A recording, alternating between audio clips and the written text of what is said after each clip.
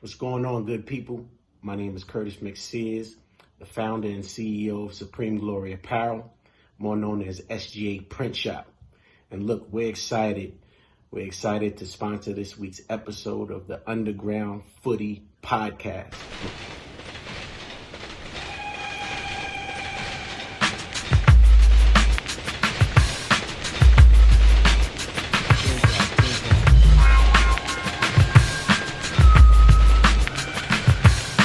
Some come sideways, some come straight way. All right.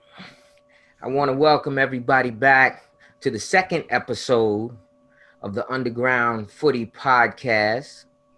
Today, I'm real excited to have Gyau of FC Cincinnati, MLS player, but the story is crazy.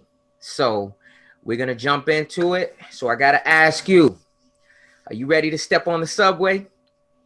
I'm ready. All right, cool. How did it start, man? How did your love affair with this beautiful game start? It started, my dad, obviously, he introduced me to the game. I want to Oh, say, wait. For those that don't know, your dad is Philip Gyau, yeah, who in the DMV is somewhat of a legend as both a player and he's a heck of a talent developer as well. I mean, and quite obviously yourself, your sister, and assorted other national team players and pros can attest to it. So, okay. Well, I'll talk to him another time though. So we're going to talk about your story. All right. sure. Yeah, so he introduced me to the game. I want to say as young as, I don't know, 3. Just playing around in the house. He was bringing me to his games, when he was still playing. He was in the last years of his career when I was coming up. And yeah, just him. He's the one that introduced me to it 100%. Okay. And so your first experience with, like, when you were 3, he would just kick around with you and mess with you, I assume. Did Yeah. you have like a group of people that you played with, or it was just you and him? Not that I remember. It was just me and him. It was just me and him. At first, I just wanted to play basketball because it was easier. I was able to use my hands. We had this little Fisher Price hoop in the basement, and I used to just want to go down there and dunk. And then he was like, he didn't say no, but like he always made sure we got our hours in playing soccer. And then Uh-huh. as I started to get older, 4 or 5, and I started to get better, started to get some of the small things he was doing with me as I started to get more familiar with it, then that's when I just shifted fully into soccer. But it was strictly just me and him in the beginning. And I didn't start playing organized till, I mean, it's still early, but I didn't start playing like my first games till I was about 6, 6, Mhm. yeah, 6 going on 7. That's when I started like, meeting a couple guys in the area. So was that, what was that, a league or a Yeah, club? I mean, who were you playing with? that was the league. So my first game was with DC Stoddard. This Mm-hmm. is like I forgot what park it was. Northwest DC, not Shepherd Park? Yeah. Shepherd. Yeah, Big maybe. Shepherd Park, yeah. Where they have that tennis arena. Uh-huh.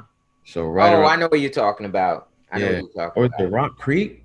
Yeah, that's Rock Creek with the Rock Creek, tennis yeah. center. Rock Creek Park. Yes. Yep. And we're in Maryland, folks, in DC, for those that don't know. I mean, Joe's in Cincinnati right now, and I'm Yeah. in Maryland. But okay, so you started playing and you were with a squad. Now, those guys, did they stay with you? Who was coaching that team? This guy, his name was, who was coaching that DC Stoddard team, man? I don't even I I'm don't gonna even have to ask Pops, huh? No, it wasn't. My dad wasn't coaching that team. My dad Yeah. wasn't coaching that team yet. It was somebody else. But I just remember we played this team that was also in that DC Stoddard League. They were called the Roadrunners. We played against them, Uh-huh. and they were really good. They had a lot of good players, and our team, we were okay. But I remember they just beat us. But after that, the coach of that team, his name was Ula Sand, a Norwegian guy. He came to my pops and he was like, "Hey, how would you feel about joining players, joining forces? Having your son come play on the Roadrunners and everything, and we'll switch leagues. We can make a new club, and how about you coach with me?" So then that's when my dad started like coaching me on the club level full time, and that's when the Roadrunners started. Okay. All right. So the Roadrunners, they're kind of a legendary squad. I mean, so tell me about the progression that you took with that. Okay, so once we started with the Roadrunners, then we switched clubs. We went to Bethesda. This is like early Bethesda. The heads of Bethesda right now, Jonathan Colton and Brett Colton. Those guys were like just finishing college. They were not even coaching yet. They were doing like soccer camps for Pete Mailer. So this is like early stages.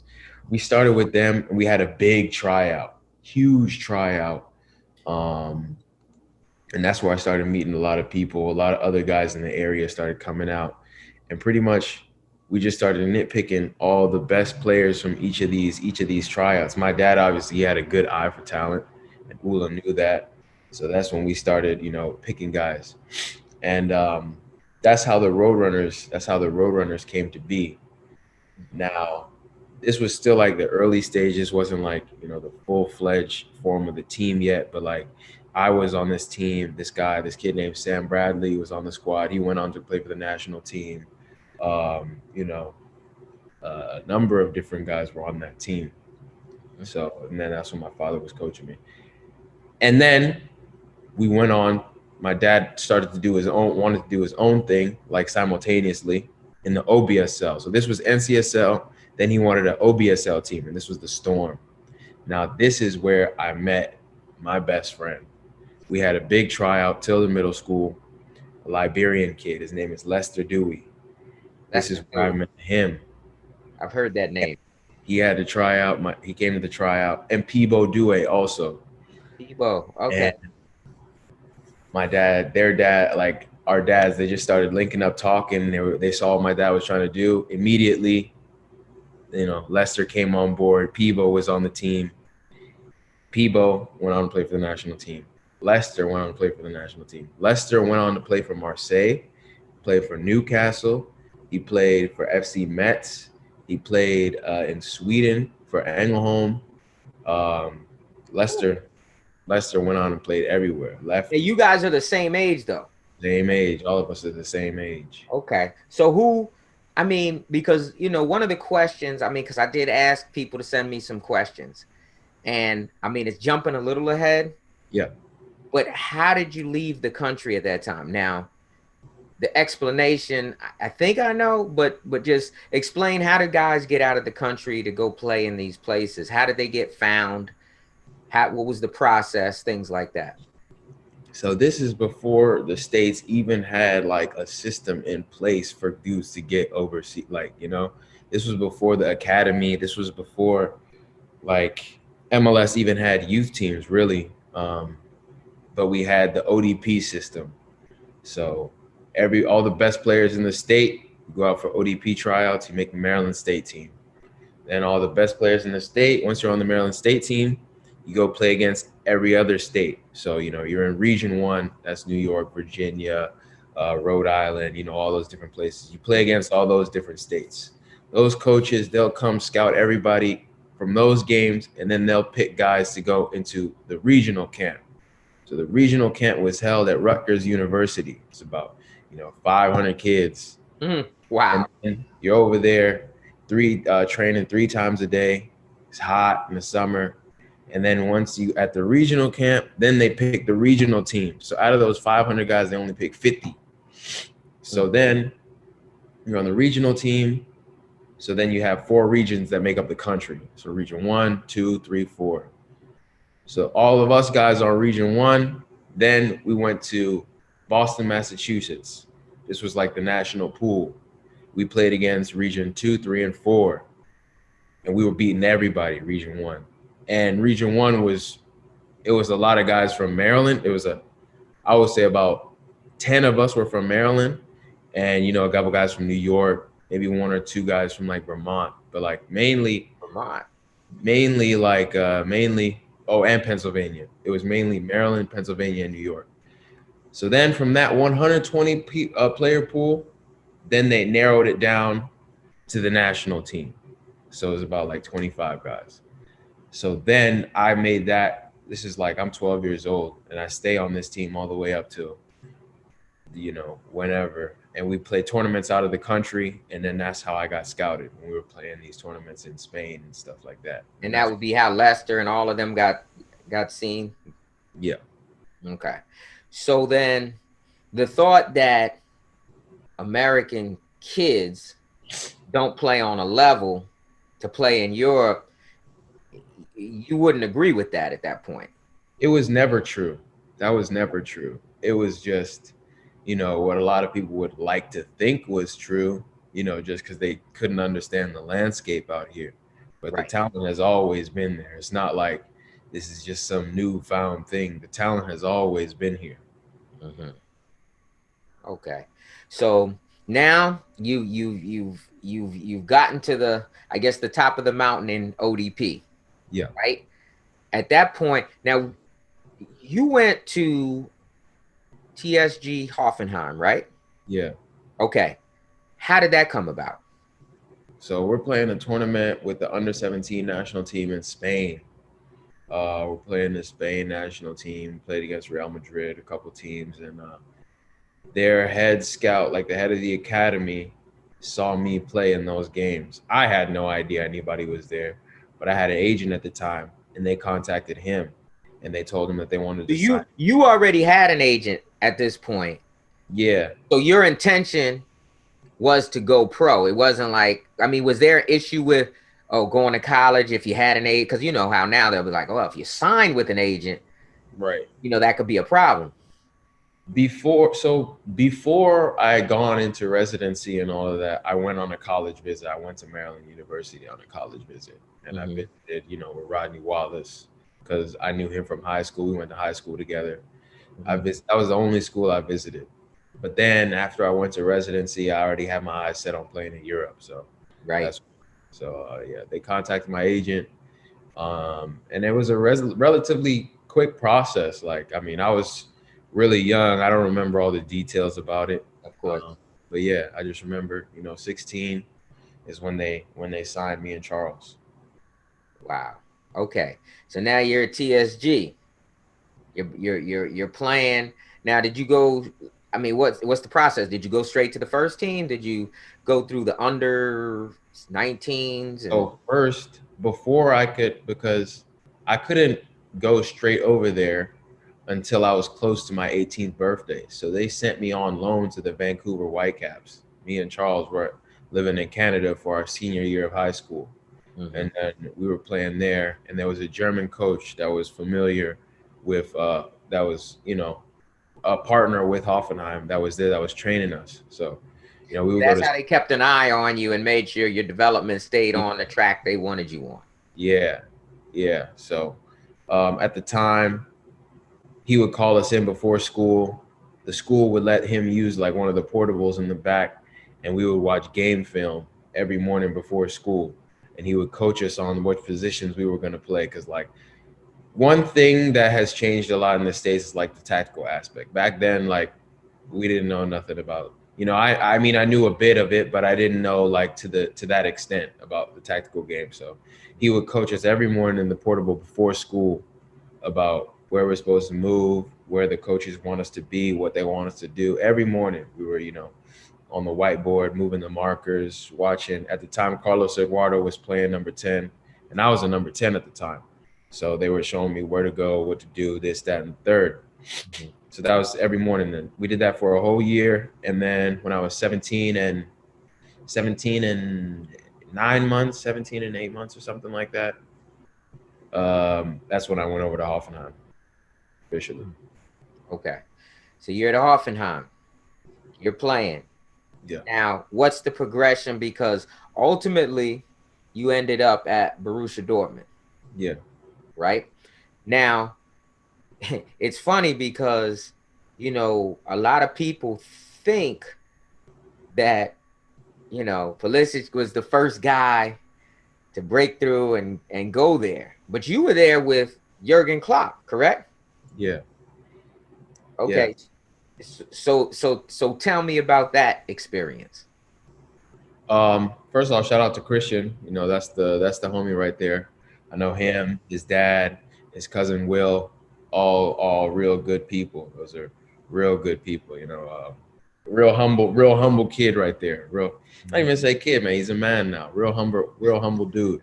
But yeah, so I was at Hoffenheim. I started with the U19s. I was there for 6 months, and then they moved me to the second team, and then I was there for another 6 months, and then they moved me up immediately to the first team. Um, yeah, I was. I mean, each level I was at, I was scoring goals. I was doing my thing, and you know that's why things moved as quickly as they did. Um, but yeah, I mean, I'm saying it like it's fast, but a lot of things happened in that time. Like I bet. a whole lot of stuff happened in that time. Um, and it's funny, you see a lot of faces come in and out of your life in the football world because the football world is really small. So long story short, while I was at Hoffenheim, I was playing with the U19, but the U17 coach was David Wagner. So as I'm going to Dortmund, David Wagner was now the second team coach. And he told me that he remembered me when I first came over. And I was like, oh crap, I didn't even know because I never played with the 17s. So he had brought me in with him because he knew what I could do with Hoffenheim. And yeah, that's how that came to be. Hmm. Yeah. I mean, I remember when you broke in over there, and that was a big deal, man. That was a real big deal. Um, what are some of the differences between, like, you were at Germany in the early stages of a lot of Americans heading over, right? And then you look at the way the situation is now. Like, obviously, like, we got like BK Brian KO is over there now, and I mean, it's just like cats are trying to get there, right? But what are the differences in the way things were then as opposed to what you saw? I mean, obviously, you just came back from Germany not long ago. So what kind of changes did you see happen between, Hoffenheim to when you finally left? Um, I would just say, you know, they were a little bit more open to it.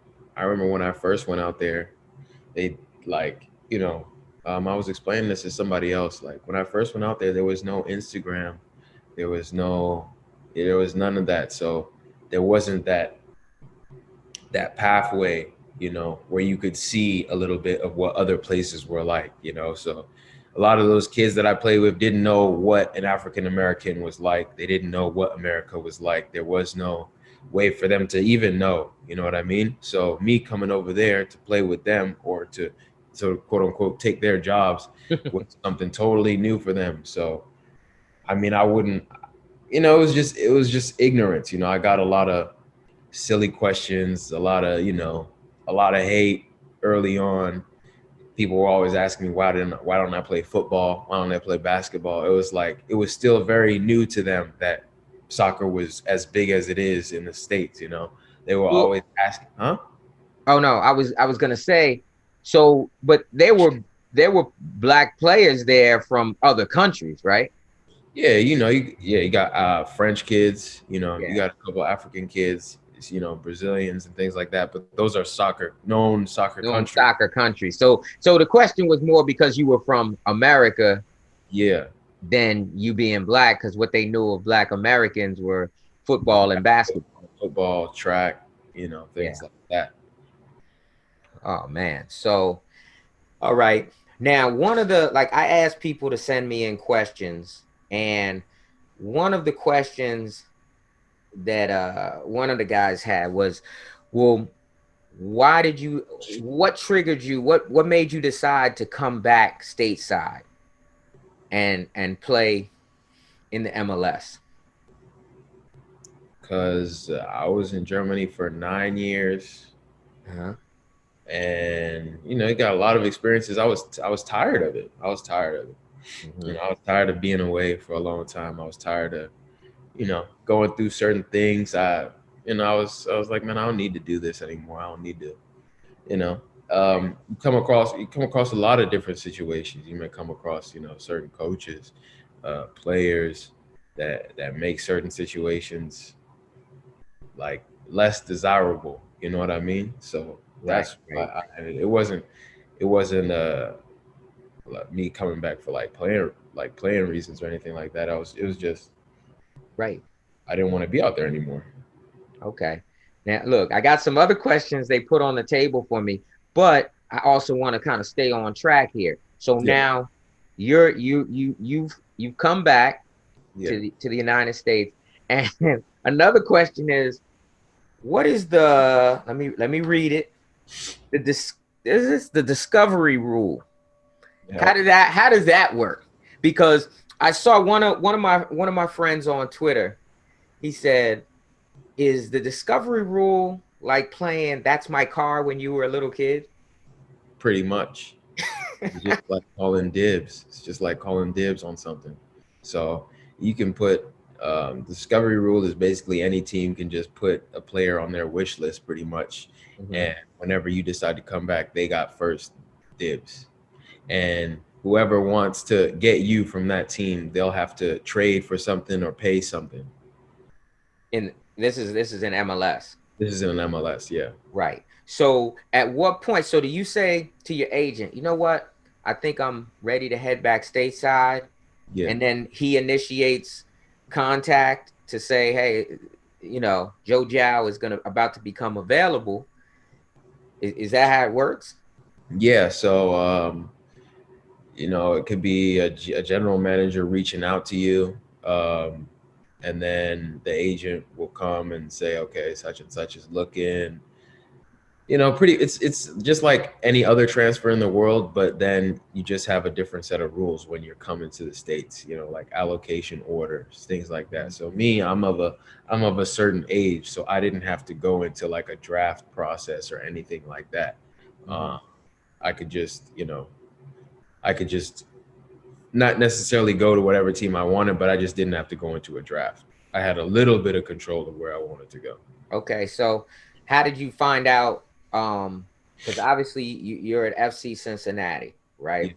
Um, One thing I do know, like I knew they had changed over to an MLS club, but prior to that, I'd seen some footage of the Cincinnati. The Cincinnati people are crazy about soccer. Like Yeah. I saw US when they were USL, they had like 40,000 people in the stands, Yeah. which is more than More than some a lot of teams. established MLS squads were able to pull down. Yeah. Yeah. I mean, crazy atmosphere. I mean, when I eventually made it out here and I was able to experience it myself, Mm-hmm. definitely a great atmosphere. Better than some atmospheres in Europe. Did it catch you off guard, or were you just like you had Uh, already kind of studied up? I mean, I had already seen it. I had already seen it. Like some of my friends had already been playing at Cincinnati before, and they had told me about it.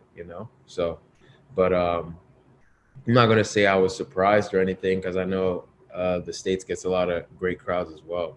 Mm-hmm. Mm-hmm.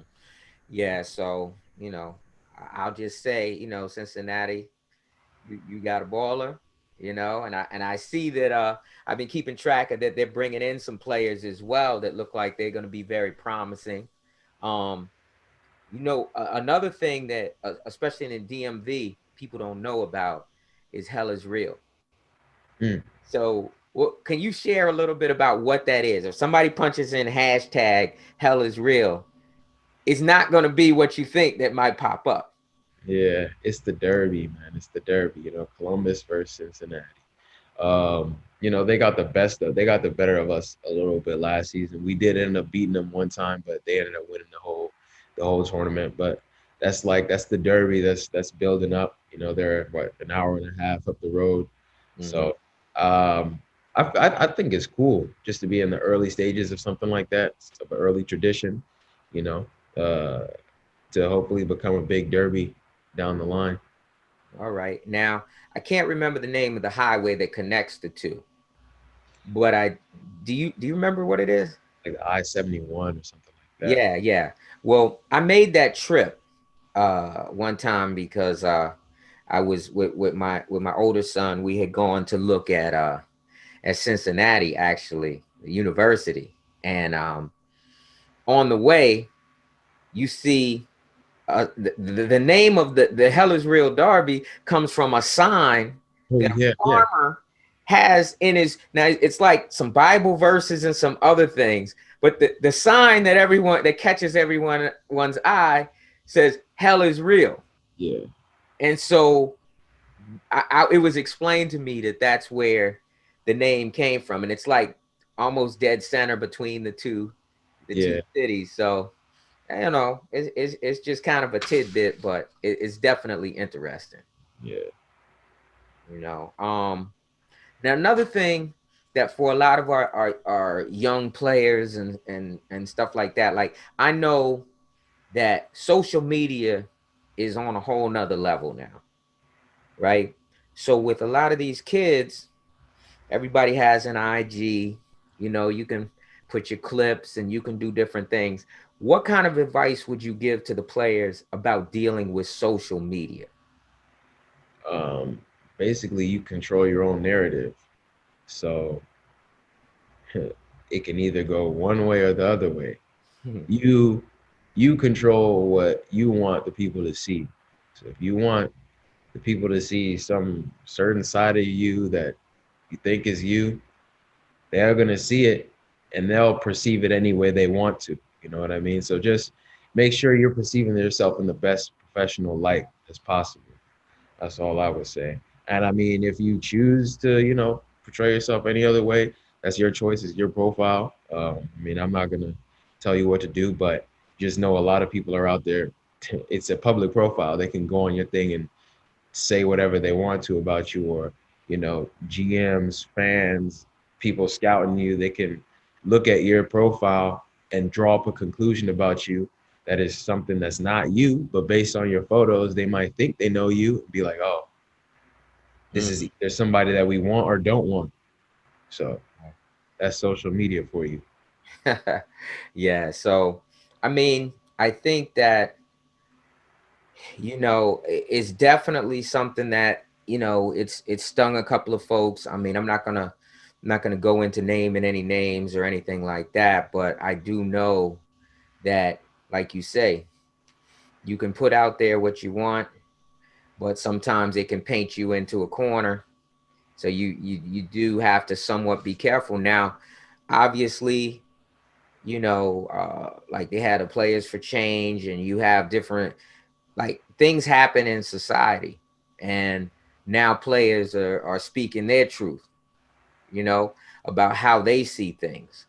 And I think that that's something that I've noticed, that especially established players such as yourself, you have a handle on it, and you have things that you want to say.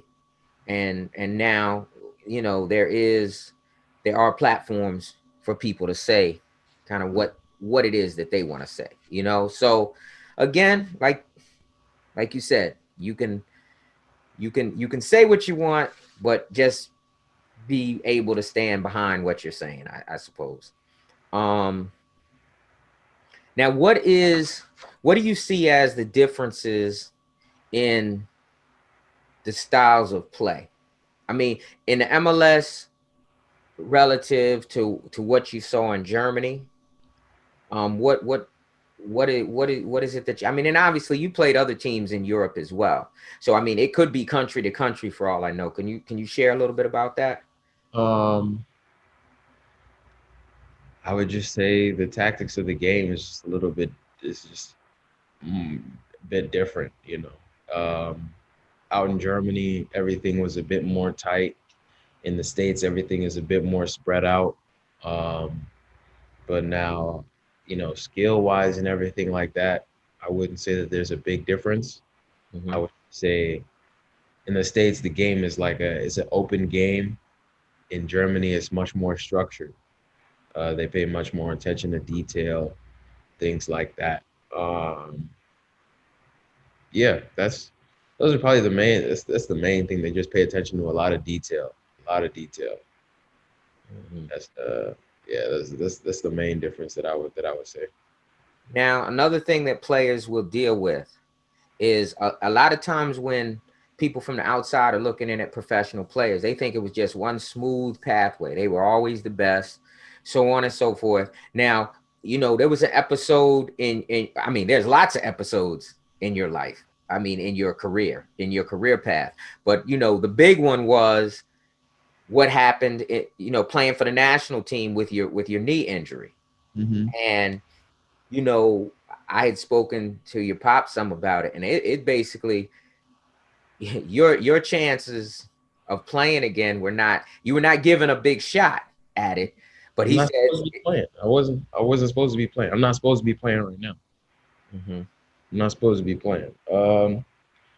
But yeah, for the longest time I was mad about it. For the longest time I was, me against the world. I wanted revenge. You know what I mean? I was mad about it, but Yeah. it's a part of the game. It's a part of the game, man. Like it But happened. what was the time frame that it took from you? Like, tell me about when you got the injury to what you went through to get back, because it seriously sounds like some serious science fiction.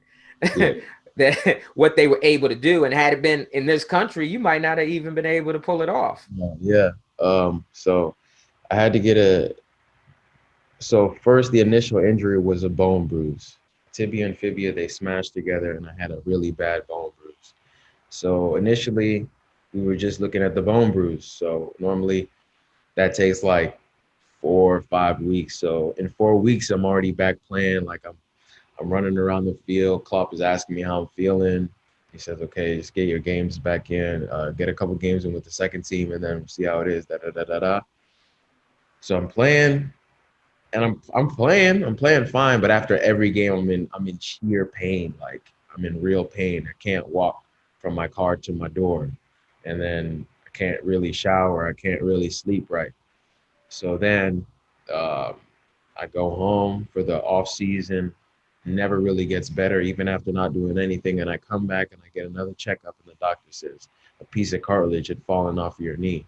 So since the bone bruise was so severe, the cartilage that's supposed to grow on top of that bone, it fell off. So it was about the size of a nickel, probably. I mean, it may seem small, but like on the area of your knee, that's a pretty big area, and cartilage doesn't regenerate. So, like straightening my leg, bending my leg, I couldn't do it. Putting weight on my leg, I couldn't do it. And so I had to get a transplant. And the transplant, like, they only do that on elderly people that are just trying to walk again, not athletes that are trying to play soccer again. And the procedure that I was going to have to get is not even allowed in America. It was like a lot of places don't even do it. Stem cell research, like some of the cells in my knee had to get sent to a lab in Switzerland so they could clone it and then put it back in my knee. So that whole process, it was like it was a the transplant was a two-part operation, and then I had to get the microfracture to let the bone bruise heal. And I couldn't do it all at once. So there was the microfracture, and I had to wait 5 months to get the first part of the transplant. And then 3 weeks later, they put it back in. So that was where all the surgeries. That all took about 22 months. And in that time, I'm just out in Germany, just, you know, Right, because you couldn't come home and continue with the treatments. uh, So you're just in your own head at that point. in my own, it's the perfect way to put it. I'm just in my own head, mi- miles away from home, different time zone, coming off of a high moment in my career, right? Like, Yeah, I remember what you looked like in that game, bro. I was like, this dude is about to take off. coming off of a high moment in my career, and then getting thrown down into a ditch. It's like, you know, now that I'm like out of it, now that I've survived it, even like shortly after the injury, I didn't really know how to process that. I didn't even know really how to like talk about it. But it was definitely like traumatic. It was traumatic, man. It's like post-traumatic because even when I started playing again, I had to like try and forget. I had to try and forget what happened.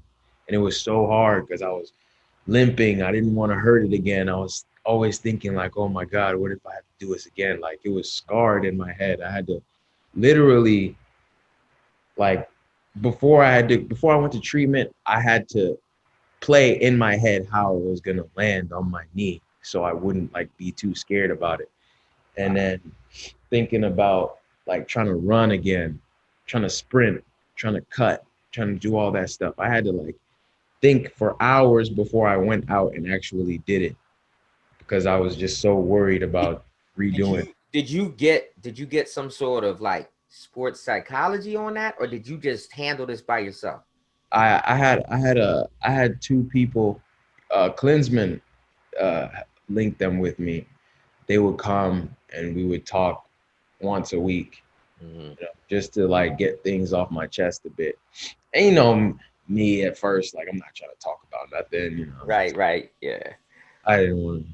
But sooner or later, like I started to open up, and I had to. I needed to because it was just too much. It was too much stuff pent up. Like other stuff goes on in life, but like I love soccer, you know, like I And I love. mean, and you had made a lot of sacrifices to Yeah, get to that point, and then you're like, dang, I could have, yeah, whatever, went to my prom, or something like that. If this is how it's gonna end up. So now you fought back through that. I yeah, mean, because you're an explosive player. yeah. I mean, it's a big part of your game. And you know, I watched you last year and I see the way you move now and I see how hard you train. So I mean, obviously you got past it, but I think it's cool that you can share it because like we got guys getting injuries constantly, not most of the time as severe as what you dealt with. But it is something that especially like parents need to understand too, that it's not just like, okay, you're better and you run the kid back out or Oh, whatever. And if the kid is hurt, let him rest. yeah. You know? Let him rest. That's a main thing is like management, load management. Mm-hmm. When I was injured, I used to watch one guy. I used to just watch Derrick Rose when I was injured because I mean he tore his ACL. Like after he was MVP and he tore his ACL, tore his MCL, messed it up again, messed up his ankle, and each time he kept coming back, and then So he now finally he's back doing his thing, but he always talk about load management. Me when I was playing off of raw athleticism. Like I'm running full speed down the line and I'll just cut on the dime and not even think about like what that's really doing to my the movement. forces you're generating to Yeah, do that, right? like yeah, cool. I could do it. I could still do it, but like that stuff is it's not long. You won't have longevity. Right. You save it for moments. For moments when it's like okay, it's a surefire goal. I'm about to do this, but like no need to be trying to do outlandish things like that all the time. Right. I mean, I remember, talking to your pops, and he was, one of the things that he had told me was that speed is almost like an illusion. So you slow down to speed up. But a lot of players, if they have speed and quickness, they want to use it all the time. It's like that's their tool. But at the highest levels, a lot of people are very fast, Hmm. you know? Yeah, So gotta mix it up. Gotta know how to mix it's it like up. salt on your food. It helps, but Yep. you know. And as far as like the technical stuff, when you talk about technical training and stuff like that, what do you think the balance is between like playing, pickup and stuff like that, and doing the drills? Now, obviously, you're a pro, but coming up, how did they mix it up for you? So when I was coming up, I mean, playing and technical was usually mixed. So, we would come out, we would do the sessions, we'll do the technique for hours before, and then at the end we'll just play. But that was, we were just playing all the time and doing the technique, on the side, or I would do it on my own with my dad and things like that. And then when it was time to play, I would just come out and play. But now that I'm older, um, man, I'll come out if some of my boys tell me to come out. I'll turn up a little bit on the pickup side, but I try and stay away from it because it's like, Right. Well, you're metering it out now. You understand yeah, the load management, like you said. and then even that, like, every time there's pickup, there's always one person that you may not know there, and that one person could just kick you, and then, you know, here you are, you're getting paid to play, and then you playing pickup and you get hurt. And here comes this guy wanting to say stop your jab. Exactly. So Right. Yeah.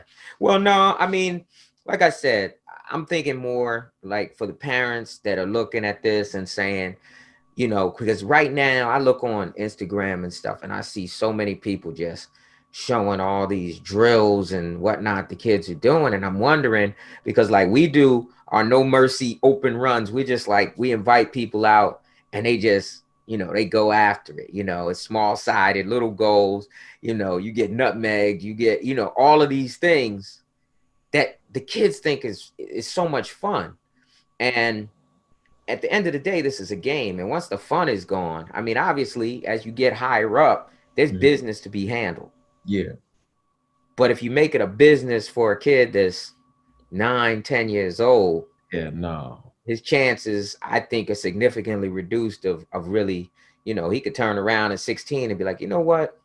I think I want to hang out with my boys and become a gamer or, something Yeah. that's fun. Yeah, no. Some of the best moments I have playing were just, playing those sessions with some of my best friends, just having a good time out there. Like it was still real hard training. It was still competitive, but just like it was still fun because, everybody's high level, everybody's competing. Those were definitely some of the best moments. You gotta have fun with it. Because if you're not having fun with it, what's the point? What's the point? What's the point? You know. All right. Well, what I'm gonna do, I'm not gonna I know you gotta train in the morning. So we're not gonna drag this out, but I just want to tell you I appreciate. Oh, wait. I got one more set of questions that No, somebody texted into me. So I promised the man I was gonna ask, and so you gotta answer these, all right? no worries. All right. Um all right, here we go.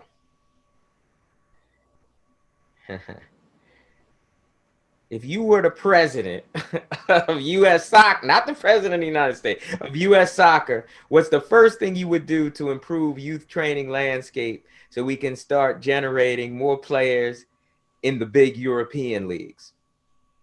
Um, just having, I mean, kind of a little bit what Jurgen Klinsmann was trying to do with the MLS teams. Just every MLS team, you have your academy, you have your setup like that. So then you have like that what is it? That foundational basis. You go to Europe, every team they have a team all the way down to like U6, and then they train the same philosophy that the first team trains. So if the first team is playing a 4-3-3, all the youth teams will be playing a 4-3-3, gearing them towards a certain level. You know what I mean? So just trying to align things like that. Honestly, I would I would also still try to keep ODP around because I felt like that was a great way to ID players as well still. But just making sure every professional team still has their youth side in order. Well, I mean, I know when I had spoken to Eddie Pope, he said that they probably need to regionalize like the training centers and such along the lines of ODP.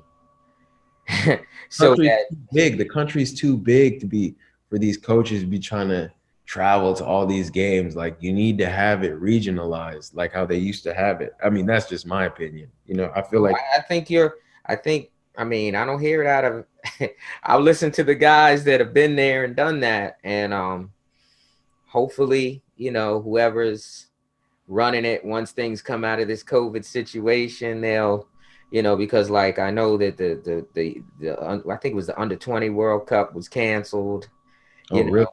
know, U17s, you know, it's just like all of those are deaded.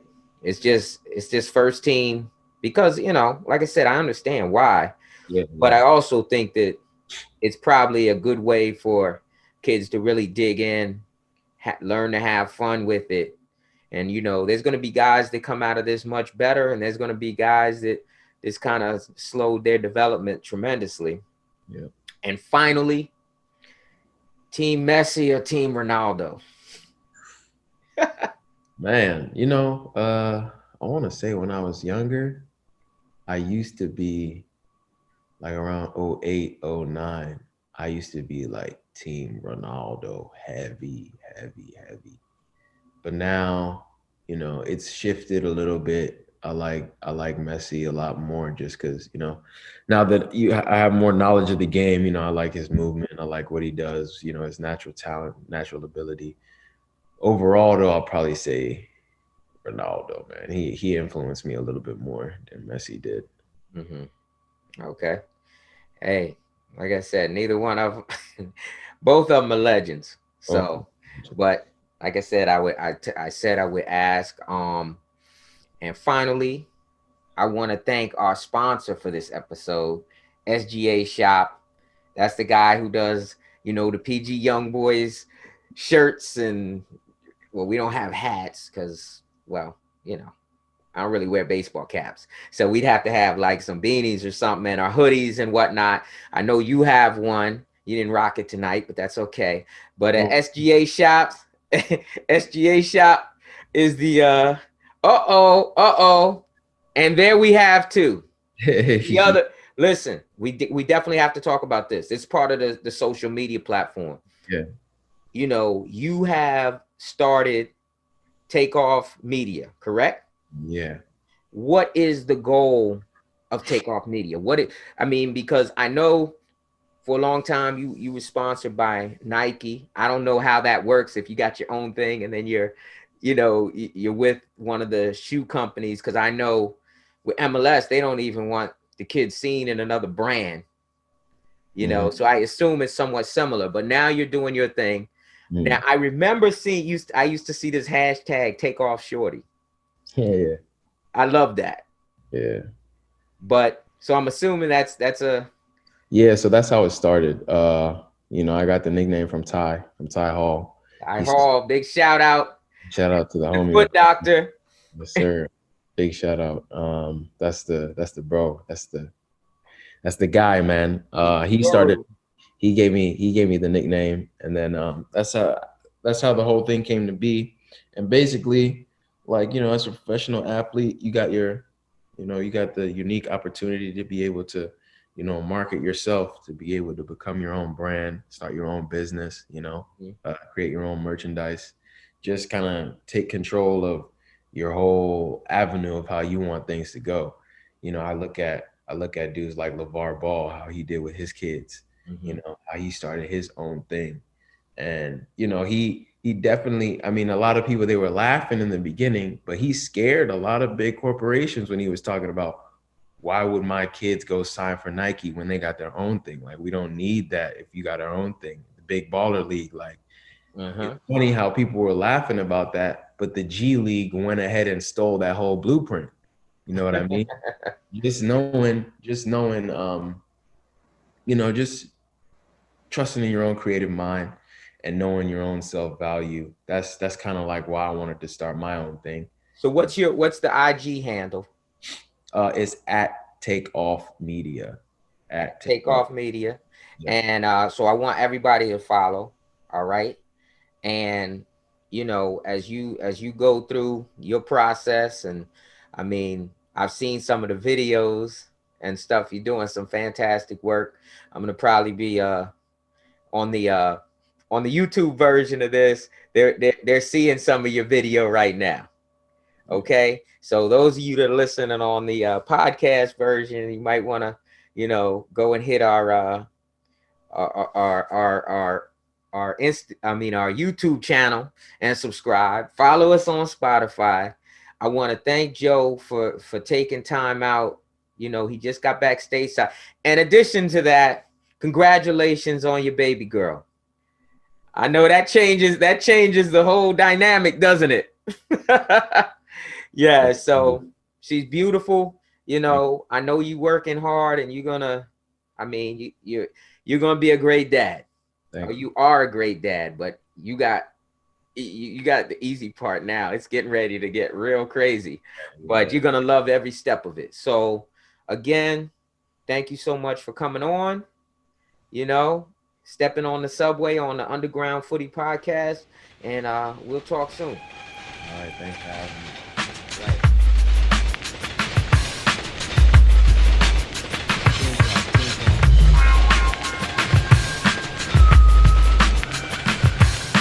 Some come sideways, some come straight way. Big up, step on the subway.